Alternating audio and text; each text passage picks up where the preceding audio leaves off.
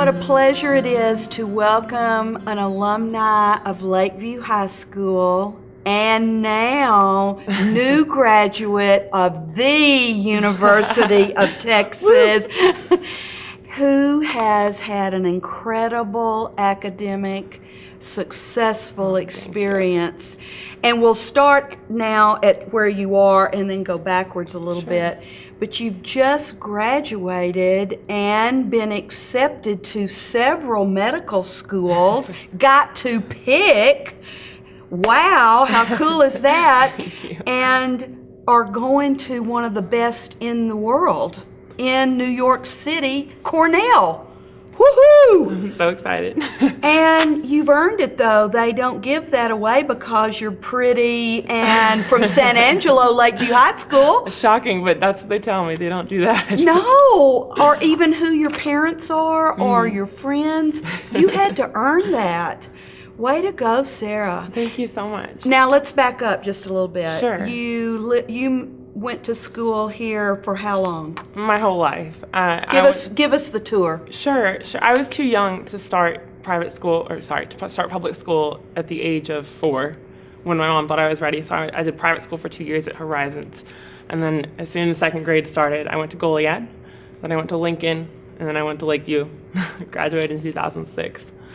And then got your choice to go to University of Texas, I would bet. I did, yes. And one thing that I'm reading about you that I need to know a little more about, now bet our audience doesn't know much, but you started at UT as a member of the freshman interest group, the FIG. Uh-huh. Tell me about that. Sure. So UT is huge. Yes, it is. We all know. It's one of the biggest in is. the country. And I think that a few years ago, about 15 years ago, the administration started to realize that freshmen have a really difficult time in the transition from high school to college, both socially and academically, certainly, and then just developing the skills that you need to be on your own financially and cooking for yourself. And so they put together this thing called the Freshman Interest Group Program. And basically it groups students on the basis of their interests. Groups of 15 to 25 or so students just all throughout the university. There are about 75 or 80 of them. And about 60 to 70% of students are enrolled in FIGs, I think, coming in now. And we're trying to get that number up to 100%. But I was in one my first year, Women in Natural Sciences. And it really got me into the pre-med courses that I needed to be taking before I was ever certain that I wanted to be a doctor, which was nice. But essentially, it's a really successful program that they designed to try to cope with the size, so you don't feel just like a number, so you can really find your niche early on. And then I mentored for the FIG program subsequently for 5 different groups. So. Wow. So you invested some of your experience then in future freshman classes. Definitely. Way to go. Oh, thank you. What other activities have you been in at UT? Sure.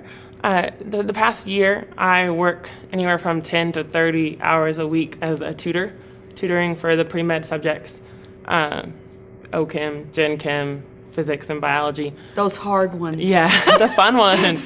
And so people need a lot of help with that, and that's really, really rewarding. And then other than working as a mentor, I was involved in a few honor societies, some pre-med ones, Alpha Epsilon Delta, and then some Phi Beta Kappa.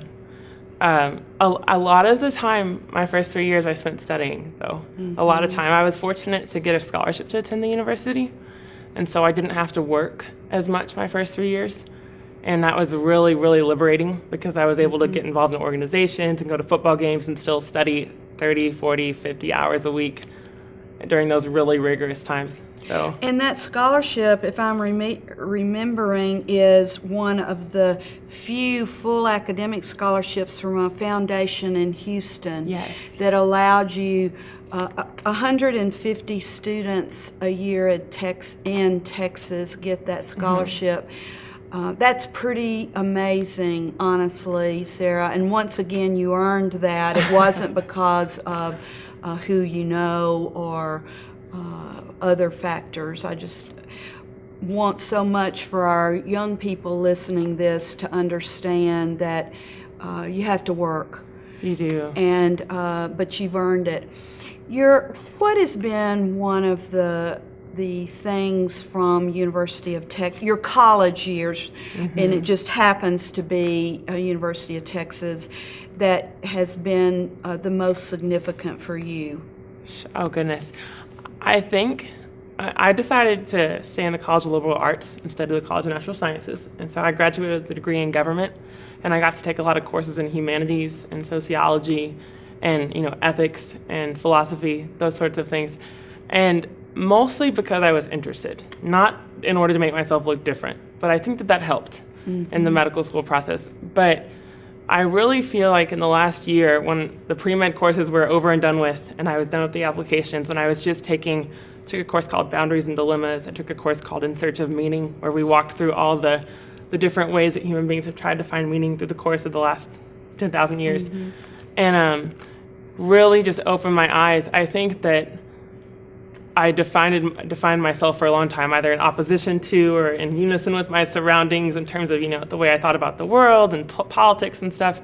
And I just really got a broadened sense of just the whole human spectrum, I think, from taking those courses. It was just really liberating. And I think that I'm a better person because I got to be in the College of Liberal Arts at UT and be around people that were really open-minded and just inspirational and had the best professors. So yeah, I think that that's probably the most life-changing thing to really, I feel like I came out of it a better person, if I can judge that. But on a lighter note. Yes, lighter. I got to go to the national championship game in January, and we traveled out there. We flew out there with my friend Mikey, and we had a blast. We were there for 3 days, and one of the days we were at the stadium the entire day. And just the energy in the stadium, and it was 21-24, and Colt was hurt, and our freshman quarterback Gilbert was coming back, and we thought we might win. It was amazing. I will never ever forget that. Well, let's go back just a second to the courses that you've taken. I took a graduate course in probably using similar topics to the ones you've just described, and I would have to agree, even though my major was to be a superintendent and was called public school leadership, those kind of courses, even though I was a lot older when I took them, truly forced me to think outside my comfort level. Yeah. And I needed to do that, and I prided myself on being a pretty global thinker. Me too. But that made me, the professors that I had would not allow us to stay in our comfort level. They kept nudging us out to see the world through other people's eyes. And I'm very grateful for my experience as well. I think you now going into a city to go to med school, even though your nostrils won't be out of a book a whole lot, you will be pulled into your environment in Manhattan that I think will continue that. I value my years living up in that area and having relatives, so we visit a lot, of expanding my world. And did that have something to do, because you were accepted into med schools other places? Sure. So obviously you're not fearful about going to that mega city. No, definitely not. I think location was one of the most important factors, because at a certain point, although the schools themselves will try to convince you otherwise, the rankings of the schools, once you get into the top 20, are so it's just not, there's not that big of a difference. They're so fabulous and they're so world-renowned, and you have so many opportunities that it really doesn't matter where you go to school once you get in that top 15 to 20 range. And so I really wanted to go somewhere where I knew I wanted to live for 4 years. And I've always been infatuated with New York City. And it's also a really safe location on the Upper East Side. I don't think I'll ever have a chance to live in a place like that with the swanky. It's a pretty swanky place. But Johns Hopkins was in Baltimore, and my parents were concerned about the safety. I got accepted to Duke in North Carolina, which is wonderful and beautiful too. but I just wanted to be in a city. I think I wanted to move to somewhere that I really felt like I was a part of a large community, and it's so diverse. The patients that you'll get to work with there, I think, will be more worldly than any of the patients in the world. They have the most unique populations. So, Did you go and visit before you made the choice, or did you make it based on paper? no, I definitely went and visited. For med school, we go on interviews, and if you're asked to interview, you fly out, and of course you pay for all of your own expenses, which can be pretty difficult. I know some students that drop out of the process early just because they don't want to pay for too many interview travel expenses. But anyway, so I went to New York for an interview at Columbia and Cornell, and I'd been there a few times in the past, and I really enjoyed it. But when I went to Cornell, I just felt so at home. And it's hard to feel at home when you're, on 71st in York, in Manhattan, when you're from West Texas. So they really did a good job of making me feel like I was welcome. And that was my last interview. It was in December 17th. It was freezing. And I had I borrowed my aunt's huge coat, and I was just, but I didn't feel cold at all because I was just so numb with the excitement and the happiness. After leaving the interview, I was just so excited. So it was also kind of a gut feeling, in addition to everything else. Do you know anyone else going? I do. So we went back in April for what's called a second look weekend, and you get to meet a lot of your prospective classmates. I think that they admit somewhere between 180 and 200, and then for a class size of around 101, because some students make decisions and they shuffle around. And actually, I'm dating someone now who I met at the revisit weekend, and we'll be going to Cornell together in the fall. So. Okay, yeah. How lovely. Yeah, it's been really neat. We're going, he's from San Francisco, so I'll get to go visit him. But we met lots of new friends in just a short period of 3 days, I guess. And you'll be spending 7 days a week, studying 23 hours a day together for the next several years. Do you have a clue now what you want to specialize in? I always say until you really get your hands on. I mean, I've observed quite a few doctors, and it's been wonderful, and it's definitely narrowed my prospects a little bit. But until you do it yourself, it's hard to know for sure where your passion lies. But I really like internal medicine. It's very cerebral and problem-solving oriented. I've always been a big puzzle doer. I love House, where they just sit down and do differential diagnoses of random illnesses that you might not really think. It's not typical or it's not normal, but the internal medicine docs just come up with the craziest ideas, and usually they're right. So I'd like to be that type of person. I'm not sure if that'll change. Well, but you're very wise to leave it open, just purely because you may, and I do believe most people do, then have a passionate experience while you're in your later years that will pull you into one or the other. Yeah. Do you think that there are certain personality types that go towards certain specialties? There are. My best friend from UT, her dad is a chief of trauma surgery at Parkland in Dallas, which is a huge facility. And we were talking about this, him and I, and he said there are definite distinct personalities. The internal medicine docs are very cerebral, and they're very serious. Yes, and which is funny because I don't really consider myself too serious. I guess sometimes when you need to be. But he said the surgeons are very hands-on. They don't do a lot of studying in medical school. They're more of the go out and learn things on their own, where the internal medicine docs tend to be really anal retentive.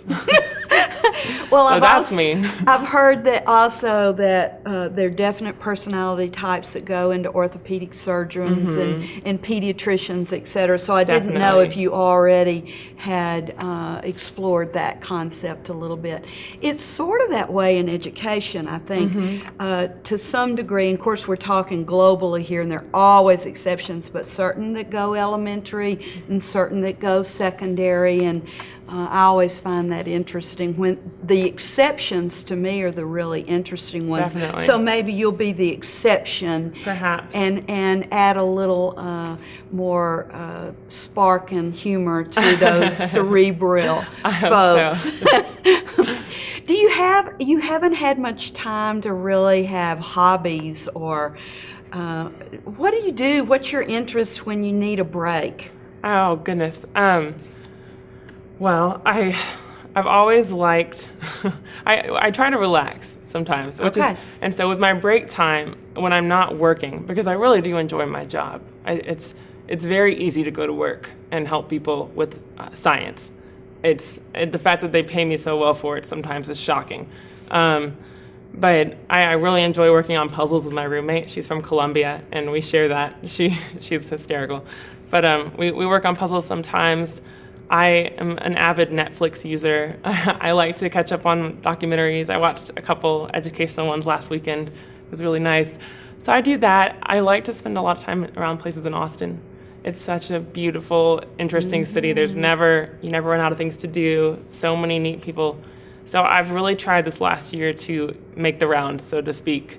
Spent a lot of time at Lake Austin on just, either on my computer writing or just hanging out and reading a book. So that's nice. Mostly just trying to soak up everything in life. I don't play an instrument. I wish I did. I don't sing. I play sports for fun. I work out a lot, but no talent's there, I suppose. So just a little bit of everything. Well, good for you. Now let's go back a ways. Sure. You have gone through Goliad, Lincoln, and Lakeview. What about that experience of 12 or 13 years prepared you to do as well as you have? Sure. I think, let's see, my parents always had pretty high expectations, and I was so fortunate. I think this is one of the things that we take for granted a lot. I was so fortunate to have found a group of girls that was really driven and had a good head on their shoulders to hang out with for the past 10 years of my life. And I'm still really good friends. I think we're all having lunch tomorrow with a lot of them. And that was probably one of the most important things that carried me through, was that group of friends that was really driven to go to college and to succeed in their careers and in academics. But in general, I had a lot of really, really good teachers, just memorable experiences in class. I remember I had Miss Tony for history in 8th grade, and she would dance and she would do schoolhouse rock stuff for us, and she would just drill the facts into our head. And Mr. Backlund, who teaches biology at Lakeview, is fantastic. We used to always joke, he just knew everything. And we just thought that we could ask him anything because he just knew. And we were just so amazed. And Miss Pascal, too, who teaches calculus at Lakeview. Those two really prepared me to go into freshman year at UT and to get the good grades, because I know that most people, there's a dip the first semester when you're trying to adjust. And because I was taking bio and calculus, I really felt well prepared by them. They were fantastic. So, well, I'm glad. And even though God blessed you with some inherent intelligence, clearly, you still have to do your part in preparing. And now you're prepared for this next phase, going into one of the neatest cities in the world. And I agree with you that Cornell is located in one of the nicest areas of Manhattan. And since now I hear that you have tried to soak up not just the university experience, but this Austin scene, I believe you will also do that in any moment you can grab. Definitely. When you get to med school. Well, Sara, what a privilege to get to meet you, and we're going to follow your career, and you make us proud, and you make us look good. We're all there are many teachers I know besides the one you've named that feel like they have contributed a piece of Sara and your success, and to a great extent they have, haven't they? Oh, absolutely. Well, I wish you the best, and you've told me now you start August 24th. And you're going to keep doing some tutoring down at UT and staying busy and doing your last little window there before your life is not your own. I know. I'm trying to keep that in mind. Well, you will. I've already seen that in you. Well, God bless you, Sara. Thank you come so back much. And let us keep our audience posted. Okay, I will. Thank you so much. I really My appreciate it. pleasure.